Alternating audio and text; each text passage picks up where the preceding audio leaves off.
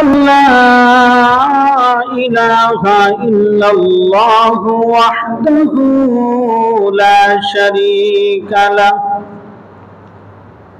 وأشهد أن سيدنا وسندنا وحبيب ربنا ومولانا محمدا عبده ورسوله أرسله بالحق بشيرا ونذيرا وداعيا إلى الله بإذنه وسراجا منيرا أما بعد فأعوذ بالله من الشيطان الرجيم بسم الله الرحمن الرحيم يا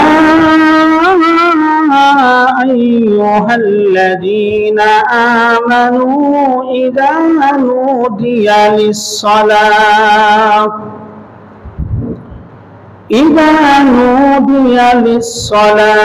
من يوم الجمعة فاسعوا إلى ذكر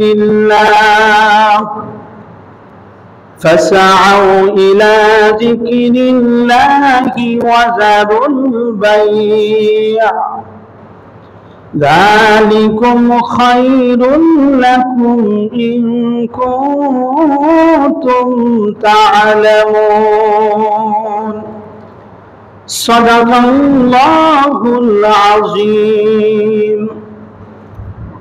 وعن أبي هريرة رضي الله تعالى عنه أن النبي صلى الله عليه وسلم قال خير يوم طلعت عليه الشمس يوم الجمعة فيه خلق آدم وفيه أدخل الجنة وفيه أخرج منها ولا تقوم الساعة إلا في يوم الجمعة أو كما قال عليه الصلاة والسلام. صلى الله على سيدنا ومولانا محمد وعلى آله وأصحابه وسلم. صلى الله على سيدنا ومولانا محمد وعلى آله وأصحابه وسلم. بلغ العلا بكماله كشف الدجى بجماله حسنت جميع خصاله صلوا عليه وآله. لا إله إلا الله لا إله إلا الله لا إله إلا الله لا إله إلا الله لا إله إلا الله محمد رسول الله صلى الله عليه وسلم. الحمد لله আল্লাহ পাক রব্বুল আলামিনের দরবারে অসংখ্য অগণিত শুকরিয়া। এই মহান রব্বুল আলামিন আমাদেরকে আজকে পবিত্র জুমার দিনে জুমার নামাজ আদায় করার উপলক্ষে রব্বে কারীমের ঘরে এসে কিছু কথা বলার ও শোনার তৌফিক দান করেছেন। এজন্য আমরা অন্তরে অন্তঃস্থল থেকে কালিমাতুশ শুকর আদায় করি, বলি আলহামদুলিল্লাহ। আর একটু জোরে বলি ভাই আলহামদুলিল্লাহ। সম্মানিত মুসল্লিয়ানে কেরাম, আমরা গত জুমায় আলোচনা শুনেছিলাম জুমার রাতের তাৎপর্য ফজিলত নিয়ে। আজকের আমরা এই জুমায় আলোচনা শুনব জুমার দিনের শ্রেষ্ঠত্বতা নিয়ে। এই বিষয়টি সামনে রেখে আমি কোরআনুল কারীমের 28 নম্বর পারার সূরাতুল জুমার 9 নং আয়াতে কারিমা তেলাওয়াত করেছি। তারই সাথে সাথে হুজুর পাক সাল্লাল্লাহু আলাইহি ওয়াসাল্লামের অসংখ্য অগণিত হাদিসের ভান্ডার থেকে সহিহ মুসলিম শরীফ থেকে একখানা হাদিস আমি পাঠ করেছি। আল্লাহ রাব্বুল আলামিন যদি আমাকে তৌফিক দান করেন, এই আয়াত ও হাদিসটুকু সামনে নিয়ে নির্ধারিত বিষয়ের উপর সংক্ষিপ্তভাবে আলোচনা করব। ওমা তাওফীকি ইল্লা বিল্লাহ। আমার প্রিয় ভাইরা, আমরা গত জুমায় জুমার দিনের রাতের আলোচনা শুনেছি। জানি না কে কতটুকু আমল করেছেন। আমরা আলোচনা শোনার আগে নিয়তকে আমরা পরিশুদ্ধ করে তারপর আলোচনা শুনব। যে প্রতিদিন ইমাম সাহেব প্রতি জুমায় যে আলোচনা করে, ওই আলোচনা থেকে আমি কতটুকু আমল করতে পারলাম, এই দিকে আমরা সবাই খেয়াল করব। আর আমলের নিয়তে আলোচনা শুনলে ইনশাআল্লাহ এর মধ্যে কল্যাণ অবশ্যই থাকবে। জুমার দিনের শ্রেষ্ঠত্ব সম্পর্কে সহিহ মুসলিম শরীফের বর্ণনা এসেছে যে উম্মতে মুহাম্মদীদেরকে আমার আপনার নবী সাইয়্যিদুল মুরসালিন খাতামুন নবিয়্যিন নবী মুহাম্মদুর রাসূলুল্লাহ সাল্লাল্লাহু আলাইহি ওয়াসাল্লাম উনাকে এবং ওনার উম্মতদেরকে আল্লাহ রাব্বুল আলামিন জুমার দিনের গুরুত্ব, তাৎপর্য, ফজিলত বুঝার তৌফিক দান করেছেন। বলুন না সুবহানাল্লাহ, সুবহানাল্লাহ। যা অন্য নবীদের উম্মতদেরকে এই জুমার দিনের তাৎপর্য, গুরুত্ব বুঝার তৌফিক আল্লাহ তাআলা দেননি। এই ব্যাপারে মুসলিম শরীফের বর্ণনা এসেছে। হযরত আবু হুরায়রা রাদিয়াল্লাহু তাআলা আনহু থেকে হাদিস বর্ণিত। এই হাদিসটি হযরত হুযায়ফা রাদিয়াল্লাহু তাআলা আনহু, দুই সাহাবী থেকে হাদিসটি বর্ণিত। তারা বলেন রাসূল করিম সাল্লাল্লাহু আলাইহি ওয়াসাল্লাম ইরশাদ করেছেন যে আল্লাহ রাব্বুল আলামিন তোমাদের পূর্বের নবীদের উম্মতদেরকে এই জুমার গুরুত্ব, তাৎপর্য আল্লাহ বোঝান নাই। একমাত্র আমাকে আর আমার উম্মতদেরকেই এই জুমার গুরুত্ব, তাৎপর্যটা আল্লাহ তাআলা বোঝার তৌফিক দান করেছেন। বলেন না সুবহানাল্লাহ, সুবহানাল্লাহ। এজন্যই দেখবেন ইহুদিরা শনিবার আসলে তারা শনিবার তাদের আনন্দের দিন, উৎসবের দিন শনিবার। খ্রিস্টানরা দেখবেন রবিবার দিনকে তারা পালন করে। তো ইহুদিরা শনিবারের তাৎপর্যতা বুঝেছে, খ্রিস্টানরা রবিবারের তাৎপর্যতা বুঝেছে। আর আমাদের নবী এবং আমাদেরকে আল্লাহ রাব্বুল আলামিন জুমার দিন শুক্রবারের তাৎপর্য, গুরুত্ব বোঝার তৌফিক দান করেছেন। বলুন না সুবহানাল্লাহ, সুবহানাল্লাহ। মুহতারাম হাজিরিন কিরাম, রাসূল আকরাম সাল্লাল্লাহু আলাইহি ওয়াসাল্লাম বলেন, আল্লাহ রাব্বুল আলামিন নবীজি আনন্দ চিত্তে বলেন, ও সাহাবীরা, আল্লাহ রাব্বুল আলামিন সপ্তাহের এই দিনটাকে একটা তরতিব দিয়েছেন। এই দিনগুলাকে প্রথমে শুক্রবার, তারপর শনিবার, এরপর রবিবার। এইভাবে আল্লাহ রাব্বুল আলামিন সপ্তাহের 7টি দিনকে আল্লাহ একটা তরতিব দিয়েছেন। ঠিক তদ্রুপ ভাবে হাসরের ময়দানেও এই উম্মতে মুহাম্মদী সবার অগ্রগামী থাকবেন। বলেন না সুবহানাল্লাহ, সুবহানাল্লাহ।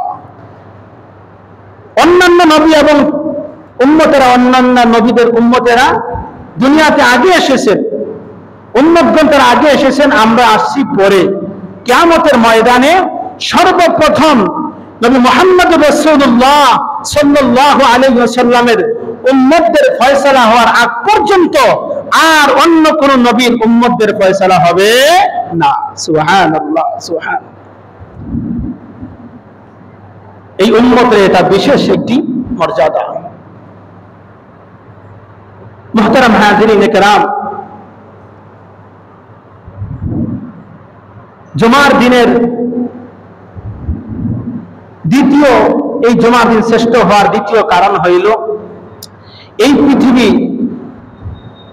পৃথিবীতে যেই দিন থেকে সূর্য উদিত হয়েছে, পৃথিবীর মধ্যে যেই দিন থেকে সূর্য উদিত হয়েছে এবং হবে, কিয়ামত পর্যন্ত যত দিন আসবে, ওই দিনগুলোর মধ্যে সবচেয়ে বেশি সম্মানিত ও মর্যাদাশীল দিন হলো ইয়াউমুল জুমআ। বলুন না সুবহানাল্লাহ, সুবহানাল্লাহ। মুসলিম শরীফের হাদিস, عن أبي هريرة رضي الله تعالى عنه أن النبي صلى الله عليه وسلم قال خير يوم طلعت عليه الشمس يوم الجمعة। হযরত আবু হুরায়রা রাদিয়াল্লাহু তাআলা আনহু থেকে হাদিস বর্ণিত, তিনি বলেন রাসূল আকরাম সাল্লাল্লাহু আলাইহি ওয়াসাল্লাম ইরশাদ করেছেন, পৃথিবীতে যতদিন সূর্য উদিত হয়েছে এবং হবে, সব দিনগুলোর মধ্যে খায়রু ইয়াউমিন তালাআত আলাইহি শামসু ইয়াউমুল জুমআ, ওই দিনগুলোর মধ্যে সবচেয়ে মর্যাদাশীল, সবচেয়ে সম্মানিত দিন হবে ইয়াউমুল জুমআ। সুবহানাল্লাহ। এর কারণ কি রে ভাই? রাসূল বলেন ফিহি খুলিকা আদম, এই জুমার দিনই আল্লাহ রাব্বুল আলামিন আমার আপনার আব্বাজান হযরত আদম আলাইহিস সালাতু ওয়াস সালামকে সৃষ্টি করেছেন। ওয়া ফিহি উদখিলাল জান্নাহ, আল্লাহ রাব্বুল আলামিন আমার আপনার আব্বাজান আদম আলাইহিস সালামকে এই জুমার দিনেই জান্নাতে প্রবেশ করিয়েছেন। সুবহানাল্লাহ। ওয়া ফিহি উখরিজা মিনহা, আবার এই দিনেই জান্নাত থেকে আমার আপনার আব্বাজান আদম আলাইহিস সালামকে আল্লাহ জান্নাত থেকে দুনিয়াতে পাঠিয়েছেন। ওয়ালা তাকুমুস সাআতু ইল্লা ফি ইয়াউমিল জুমআ, আবার আল্লাহ রাব্বুল আলামিন এই জুমার দিনেই কিয়ামত সংঘটিত হইবে, যেদিন আল্লাহ রাব্বুল আলামিন এই দুনিয়াকে তছনছ করে ফেলবে, দুনিয়াকে শেষ করে দিবে।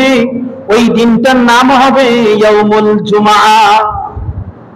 সুবহানাল্লাহ বলবেন না? কত গুরুত্ব ভাই। নাসাই শরীফের বর্ণনা এসেছে, আব্বাজান আদম আলাইহিস সালামকে এই দিনেই ওনার রূহটাকে আল্লাহ কবজ করেছেন। সুবহানাল্লাহ, সুবহানাল্লাহ।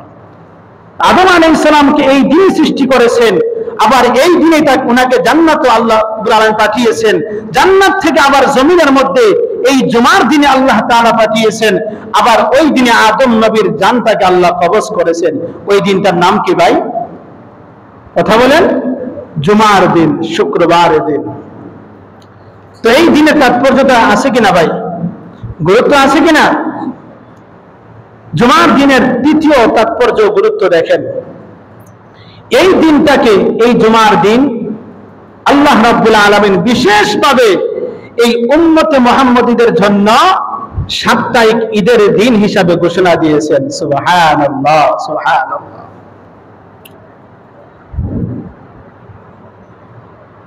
হযরত আব্দুল্লাহ ইবনে আব্বাস রাদিয়াল্লাহু তাআলা আনহুমা থেকে হাদিস বর্ণিত, তিনি বলেন قال رسول الله صلى الله عليه وسلم إن هذا يوم عيد جعله الله للمسلمين فمن جاء إلى الجمعة فليغتسل وإن كان طيب فليمس منه وعليكم بالسواك। হযরত আব্দুল্লাহ ইবনে আব্বাস রাদিয়াল্লাহু তাআলা আনহুমা বলেন, রাসূলুল্লাহ সাল্লাল্লাহু আলাইহি ওয়াসাল্লাম ইরশাদ করেছেন, ইন্না হাযা ইয়াউমু ঈদিন জাআলাহুল্লাহু লিল মুসলিমিন। আল্লাহ রাব্বুল আলামিন এই জুমার দিনকে এই মুসলিম উম্মতে মুসলিমার জন্য সাপ্তাহিক ঈদের দিন হিসাবে ঘোষণা দিয়েছেন। সুবহানাল্লাহ, সুবহানাল্লাহ। এই দিনকে সাপ্তাহিক ঈদের দিন হিসাবে আল্লাহ নির্বাচিত করে দিয়েছেন। ফামান জাআ ইলাল জুমআতি ফালইয়াগতাসিল, যে ব্যক্তি এই জুমায় আসতে চায়, এই জুমার নামাজ পড়তে চায়, সে যেন গোসলের মাধ্যমে পবিত্রতা অর্জন করে আসে। ওয়া ইন কানা তিবুন ফালইয়ামাসসা মিনহু, সম্ভব হলে সুগন্ধি যেন ব্যবহার করে, আতর যেন ব্যবহার করে। ওয়া আলাইকুম বিসওয়াক, আর অবশ্যই তোমরা মিসওয়াক করে আসবে। সুবহানাল্লাহ, সুবহানাল্লাহ। এই হাদিস থেকে আমরা কি জানতে পারলাম ভাই? এই জুমার দিন কি সাধারণ একটি দিন? মুসলমানদের জন্য ঈদের দিন। কি বলেন? মুসলমানদের জন্য ঈদের দিন। এবার অনেক ভাই বলতে পারেন, হুজুর আপনারাই বলেন যে মুসলমানদের ঈদ হলো দুইটা, তৃতীয় কোনো ঈদ নাই। এমন প্রশ্ন আছে কিনা ভাই? মুসলমানদের ঈদ হলো দুইটা, এখন কি বলতেছেন জুমার দিনও ঈদ? ভাই, সমাজের মাসলা নমাজে লাগালে হবে না, নমাজের মাসলা সমাজে লাগাইলে হবে না। মুসলমানদের জন্য বাৎসরিক ঈদ হলো দুইটা। কয়টি ভাই? জোরে বলেন কয়টি? দুইটি। এক হলো ঈদুল আজহা, আরেক হলো ঈদুল ফিতর। আর সাপ্তাহিক ঈদ হলো জুমার দিন। সুবহানাল্লাহ, সুবহানাল্লাহ।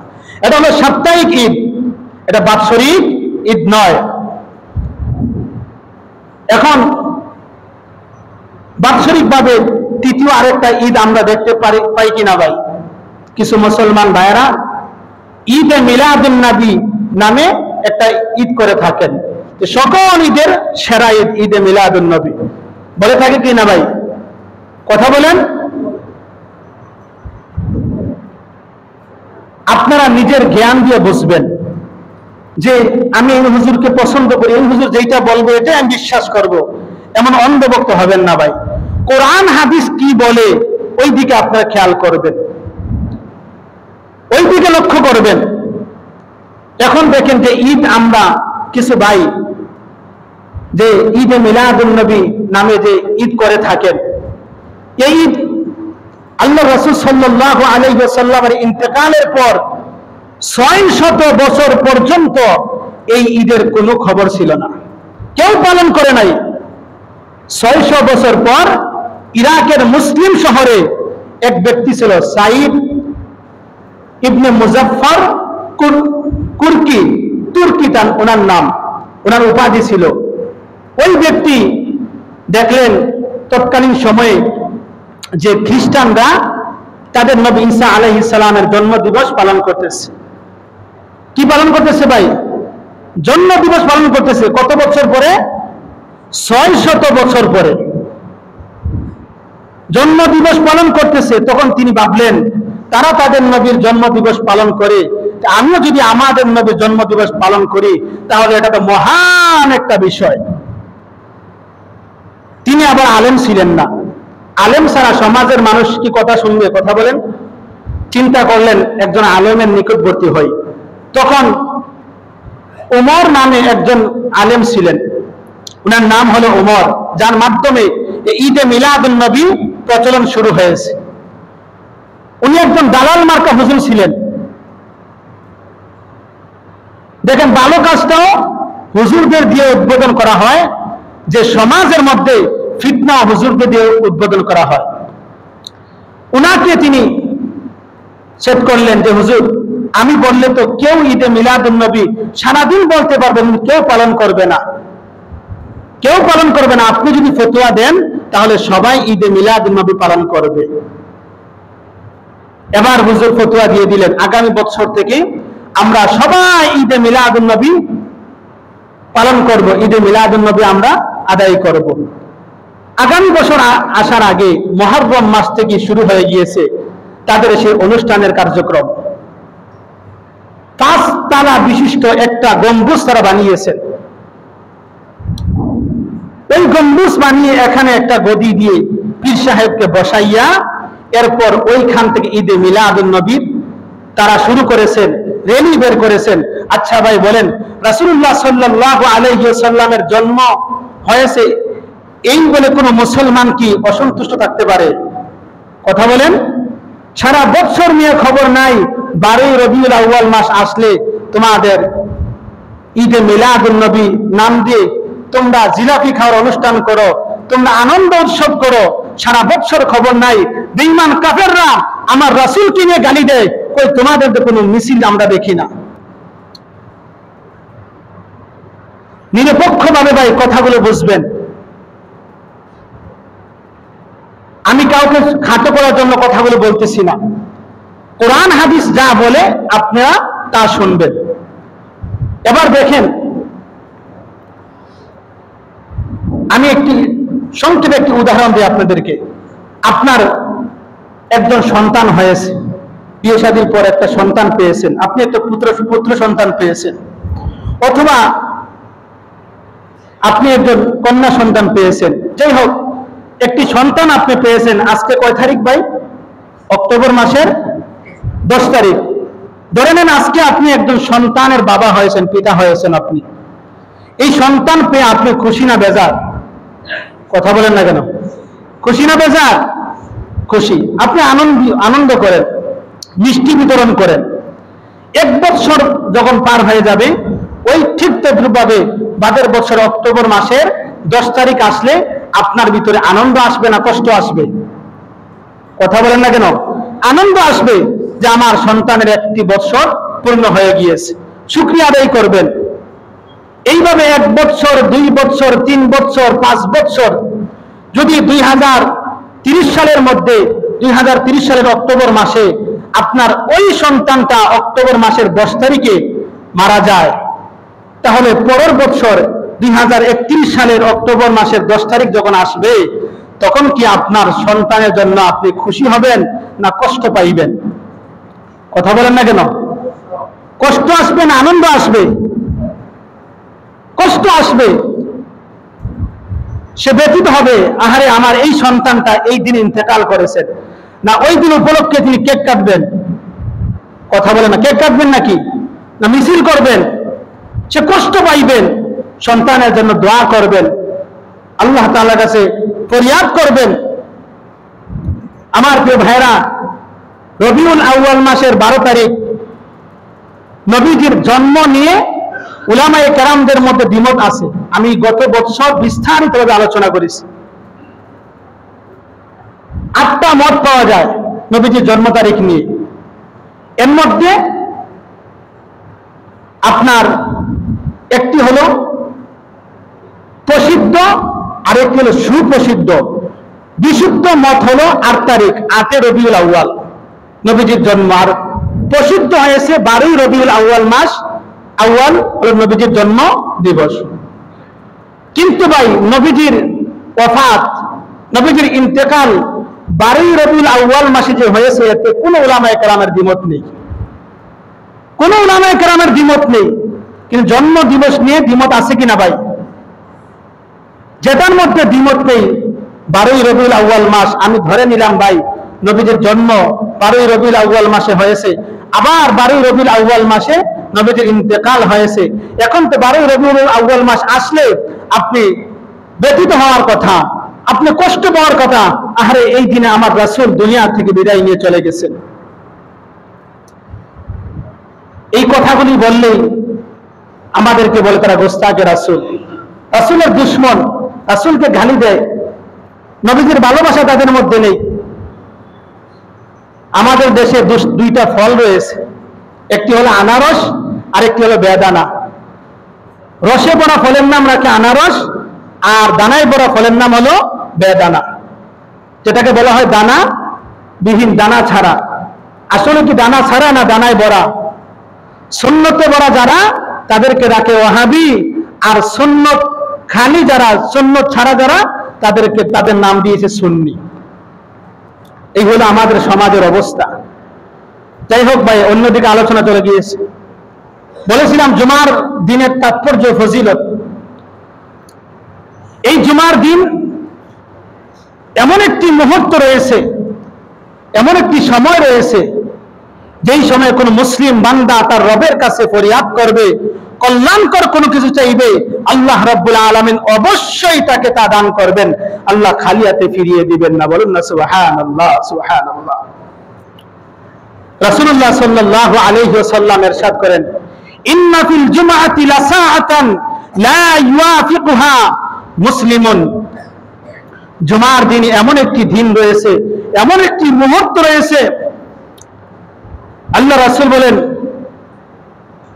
ওই সময়ে যখন কোন মুসলিম বান্দা তার রবের কাছে কোনো কিছু ফরিয়াদ করে, ইয়াসআলুল্লাহ ফিহা খাইরান, কোন কল্যাণকর কোন জিনিস চায়, ইল্লা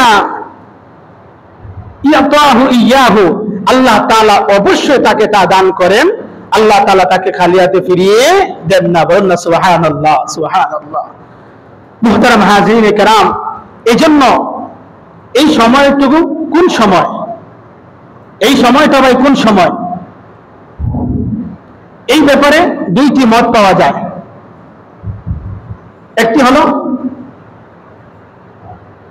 একটা মত হলো মুসলিম শরীফের বর্ণনা এসেছে, রাসূলুল্লাহ সাল্লাল্লাহু আলাইহি ওয়াসাল্লাম ইরশাদ করেছেন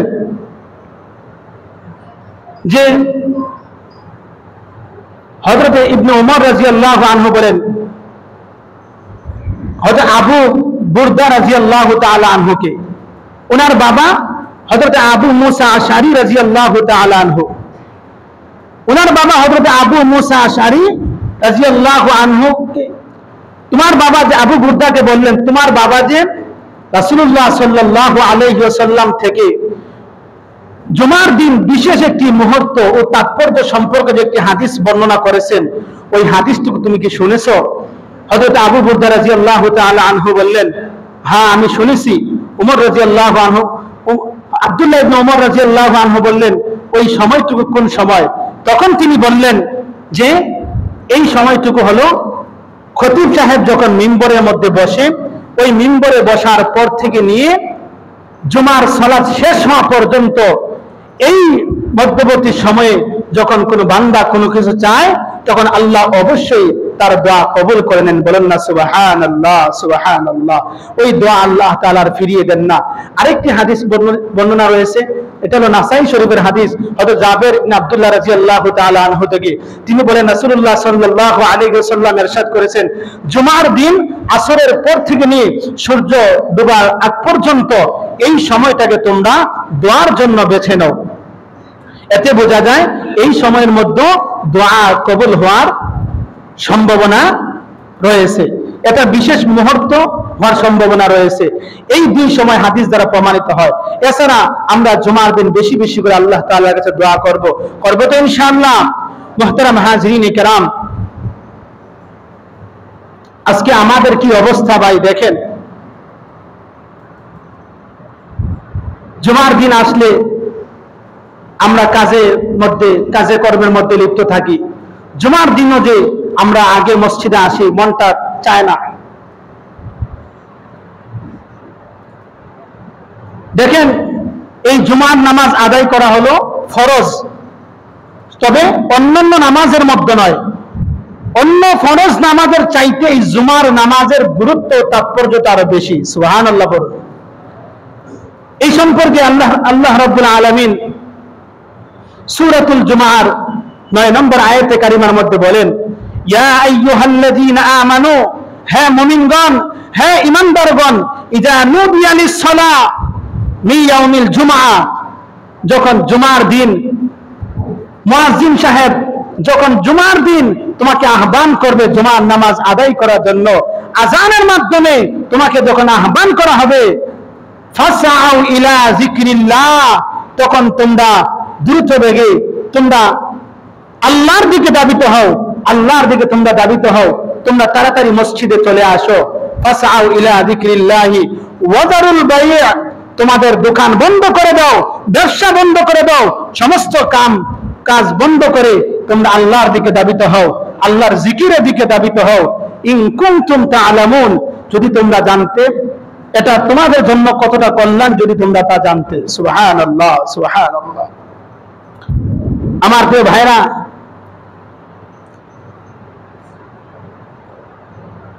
এইভাবে জুমার আরো অনেক ফজিলত রয়েছে। আমি দ্বিতীয় পর্ব আগামী জুমা ইনশাআল্লাহ আলোচনা করব, আল্লাহ রাব্বুল আলামিন যদি আমাকে তৌফিক দান করেন। এবার আসুন ভাই, দেখেন আমাদের ঈমান কোথায় গিয়েছে ভাই, আমাদের ঈমান কোথায় গিয়েছে। কোরআন হাদিস থেকে আলোচনা করলেও মানুষের পছন্দ লাগে না। ওই আমার হুজুর যা বলছে আমি তাই বিশ্বাস করে, অন্ধবিশ্বাস করে বসে আছি। কোরআন হাদিসের বাইরে যদি আমার বাবা কোনো কথা বলে, আমার বাবাকে ছাড় দেওয়া যাবে? কথা বলেন, বাবার কোলে বসে হক কথা বলতে হবে ভাই। মুহতারাম হাজরিন কেরাম, আজকে দেখেন নির্বাচন সামনে আসছে। অনেক ভাই এই নির্বাচন আসার কারণে তাদের ভিতরে কতটুকু ঈমান আছে এটা পরিষ্কার হয়েছে। কথা বলেন ঠিক কিনা? বিগত কয়েকদিন আগে পূজা গিয়েছে হিন্দুদের পূজা ছিল কিনা ভাই? কথা বলেন। আহারে মুসলমান, আমাদের সন্তান কোথায় যাইতেছে, আমার ছেলে কোথায় যাচ্ছে, আমার মেয়ে কোথায় যাচ্ছে, আমরা কোনো খবর রাখি না, আমরা কোনো খবর রাখি না। ইন্ডিয়ার মধ্যে এখন এমন হইতেছে যে ফেক আইডি দিয়ে মুসলিম মেয়েদের সাথে প্রেম করে, তাদের সাথে প্রেম করে একটা পর্যায়ে যখন জিনার মধ্যে লিপ্ত হয়, ওই মুসলিম মেয়েদের পেটের মধ্যে যখন সন্তান চলে যায়, তখন ওই কুলাঙ্গার হিন্দু সে তার পরিচয় দেয় আমি মুসলিম না, আমি হিন্দু। এখন তুই যদি হিন্দু হস তাহলে তোকে আমি বিবাহ করে গড়ে তুলবো, আর না হয় তোর হালতে তুই চলে যা। সর্বশেষ ওই মুসলিম মেয়েরা তখন বিপদে পড়ে হিন্দু হয়ে তারা মুসলিম ধর্ম ত্যাগ করে যায়। কিন্তু আমরা খবর রাখি না ভাই, আমার মেয়ে কোথায় যাচ্ছে, আমার ছেলে কোথায় যাচ্ছে। আজকে দেখেন সামান্য ভোটের কারণে রাজনীতি আসার, এই আপনার রাজনীতির কারণে, ভোটের কারণে হিন্দুদের পূজায় মুসলমানরা যাইতেছে, শুভেচ্ছা জানাচ্ছে। এমন ভিডিও দেখতেছেন না ভাই? আমি কি বানিয়ে বলতেছি? কথা বলেন, এমন অবস্থা দেখতেছেন কিনা? সব আমি বলি না শুধু যে জামাত ইসলামের বাইরে গিয়েছেন, শুধু যে হেফাজতের বাইরে গিয়েছেন, শুধু যে ইসলামী আন্দোলনের বাইরে গিয়েছেন, যেই দলের মানুষের যাক না কেন, আমি বলবো যদি তারা না বুঝে গিয়ে থাকে তাহলে আমি বলবো এই ব্যাপারে তারা অজ্ঞ, তারা বদি, তারা চোখে দেখে না, শরীয়তের মাসআলা জানে না। যদি জানতো তাহলে তারা ওইখানে যাইতো না, যে শুভেচ্ছা জানাইতো না। দেখেন ইসলাম মদিনায় আল্লাহ রাসূল সাল্লাল্লাহু আলাইহি ওয়াসাল্লাম যাওয়ার পর মদিনায় দুইটি বাৎসরিক অনুষ্ঠান হইতো, একটি হলো নওরোজ আর একটা হলো মেহেরজান, ইহুদি খ্রিস্টানদের এই অনুষ্ঠান। সাহাবায়ে কেরাম অনুমতি চাইলেন, ইয়া রাসূলুল্লাহ আমরা ওই অনুষ্ঠানে যাইতে চাই। আল্লাহ রাসূল সাল্লাল্লাহু আলাইহি ওয়াসাল্লাম অনুমতি দেননি। এর পরিবর্তে আল্লাহ রাসূল সাল্লাল্লাহু আলাইহি ওয়াসাল্লাম এই উম্মতদের জন্য বাৎসরিক আপনার মুসলিম উম্মতের জন্য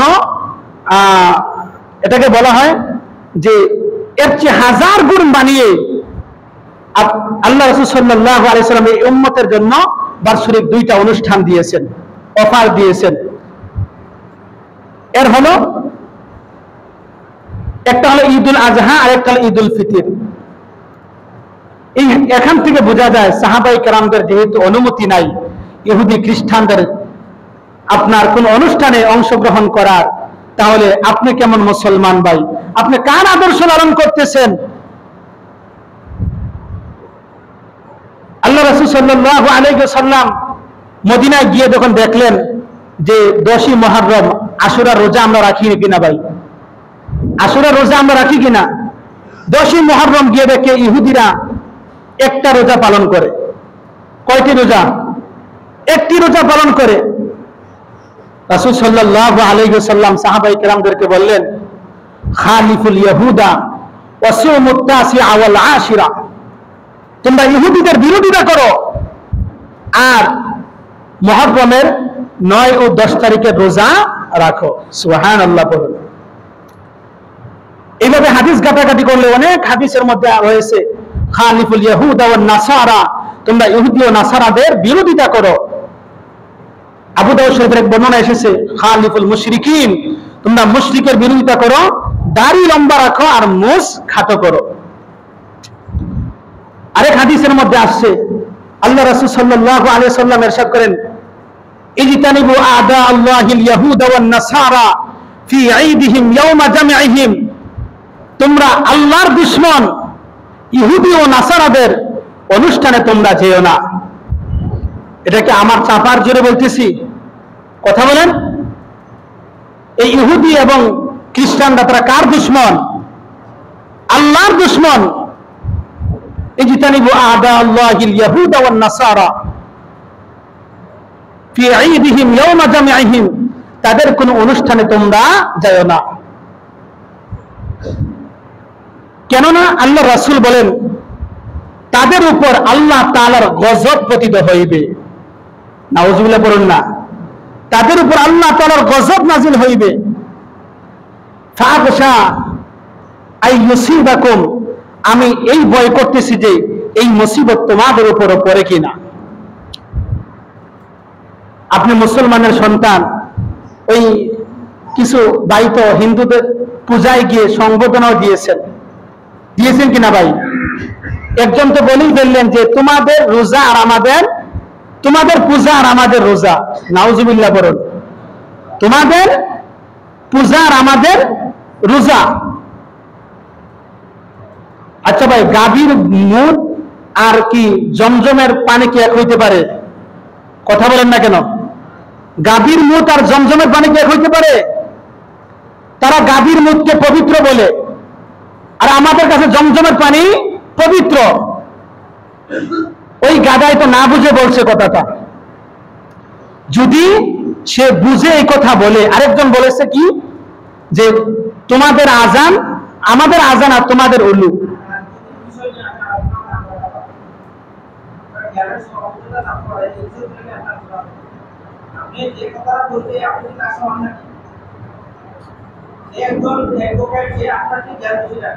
হ্যাঁ বলেন, আপনি কি বুঝছেন আমি বুঝি, কি বুঝছেন আপনি বুঝি। আপনি কোন দালালি করতেছেন নাকি? কোরআন হাদিসের বাহিরে কথা বললে আমাকে ধরিয়ে দিবেন, এর বাহিরে কথা বলার কোন স্পর্ধা আপনার নেই। এতে বোঝা যায়, শুনেন, আরে ভাই বুঝেন, শুনেন আমি কি বলছি আপনাকে। যদি উনি জেনে বুঝে যদি এই কথা বলে থাকে, কি পাগলের মতো কথা বলতেছেন আপনি?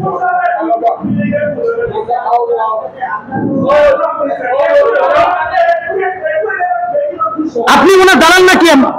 এতে আপনার সামর্থ্য পেলেন কথাটাকে।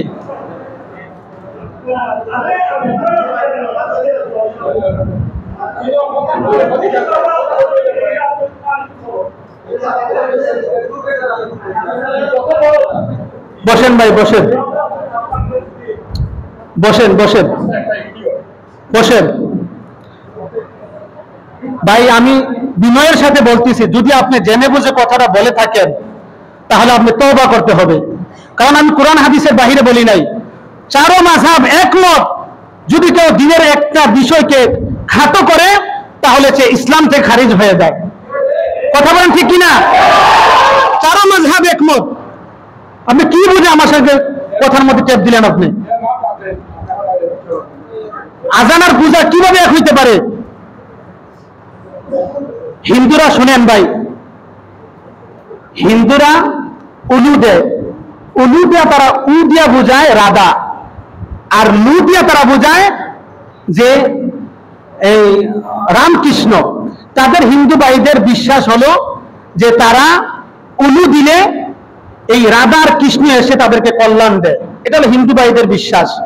কিন্তু মুসলমানদের কি আকীদা, কোন মানুষ কি কাউকে কল্যাণ দিতে পারে? কথা বলেন, কোন মানুষ কাউকে কল্যাণ দিতে পারে? কল্যাণ দেওয়ার মালিক কে? আল্লাহ তাআলা কল্যাণ দেওয়ার মালিক। এই আকীদা যে লালন করবে তার ঈমানের মধ্যে ঘাটতি আসবে। পেশাবকে আপনি তারা পেশাবকে পবিত্র মনে করে, আর আমরা জমজম কূপকে যেমন পবিত্র মনে করি, তারা পেশাবকে তেমন পবিত্র মনে করে। আরে ভাই, এই যে কুলাউড়ার যে সাবেক এমপি, উনি তো লাইভে এসে মাফ ক্ষমাও চেয়েছেন। আমি ওনার নাম বলছি, কথা বলেন, আমি ওনার নাম বলছি? কোন দলেরও তো নাম বলি নাই। আর নাম বললে এটা গীবত হবে না। উম্মত মুহাম্মদীকে, এই সমস্ত মানুষদের থেকে হেফাজত করা, এটা জায়েজ গীবত। গীবত আপনি আমাকে শিখাইবেন না। দাওরা হাদিস পর্যন্ত পড়েছি, গীবতের সংখ্যা না বুঝে না। উলামায়ে কেরামদের থেকে জেনে নিবেন ভাই মাসআলা। আমি আগেও বলছি, আমার পীর সাহেব কি বলেছে, আমার বাবা কি বলেছে, আমার হুজুর কি বলেছে, এই দিকে না, কোরআন হাদিস কি বলে এই দিকে আপনি খেয়াল করবেন। কোন মুসলমানের সন্তান পূজায় গিয়ে অনু দিতে পারে, সংবর্ধনা দিতে পারে না। সংবর্ধনা দেওয়া কি ভাই, এটাকে আমি সামর্থ্য করলাম, এই ব্যাপারে আমি খুশি হইলাম। কথা বলেন ঠিক কিনা? আজানের আহ্বান, মুয়াজ্জিন সাহেব আজান দেয়, আল্লাহ তাআলা বলেন ওয়ামান আহসানু কাওলাম মিম্মান দাআ ইলাল্লাহ। ওই ব্যক্তির কথার চেয়ে আর কার কথা উত্তম হইতে পারে, যে নাকি আল্লাহর দিকে মানুষকে আহ্বান করে, আল্লাহর দিকে মানুষকে দাবিত করে। কাওলাম মিম্মান দাআ ইলাল্লাহ ওয়া আমিলা সালিহা, নিজে নেক আমল করে, ওয়া ক্বালা ইন্নানি মিনাল মুসলিমিন, এবং নিজেকে মুসলমানদের অন্তর্ভুক্ত হিসাবে নিজেকে গর্ববোধ করে। আপনি আজানকে কিসের সঙ্গে ভাই তুলনা করলেন? এই ব্যক্তি কি জেনে বুঝে যদি আজান আর অনুকে এক যদি বলে থাকে, তার ঈমান থাকবে না। আপনি ফতোয়া মুফতি সাহেবের কাছ থেকে নিয়ে নিয়েন, বললেন যে আমি পানিদারে খতিব সাহেব বলেছি, তার ঈমান থাকবে না, জেনে বুঝে সেই কথা বলে থাকে। আল্লাহ রাব্বুল আলামিন আমাদেরকে বোঝার তৌফিক দান করুন। সকলে বলেন আমিন সুম্মা আমিন। ওয়া আখিরু দাওয়ানা আলহামদুলিল্লাহি রাব্বিল আলামিন।